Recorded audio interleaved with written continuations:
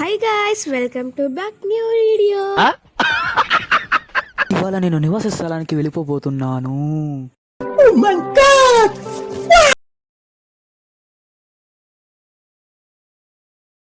Train ఎక్కినగానే మనకైతే ఆ పాప అయితే అవపడింది. ఆ పాప అయితే చాలా క్యూట్గా ఉంది. వీడియో తీస్తున్నాను చెప్పి అసలు ఏం మాట్లాడలేదు. మా ఊరైతే వచ్చేసింది. ఎప్పుడు ఎడారిలో ఉండి ఈ చెరువుని చూసి నేనేమో ఒకేసారి షాక్ అయిపోయి ఇది చెరువా లేకపోతే మా ఊరా అని.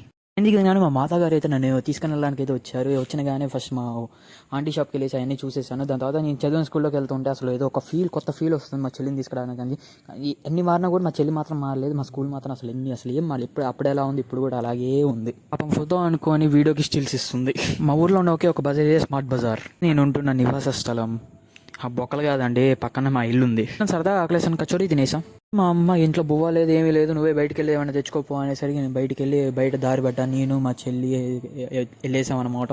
మా మేడం గారు రూల్ ఏంటంటే చెల్లిని చెల్లి అని పిలవాలి, లేకపోతే అన్నయ్యని పెంటయ్యా అని పిలిచిద్ది. ఇంకా 100 రూపాయలు ఇస్తే 20 రూపాయలు చేతిలో పెట్టాను, 40 రూపాయలు ఇవాళకంటే. మరి ఇంకేంది, మళ్ళీ రేపు కలుద్దామే.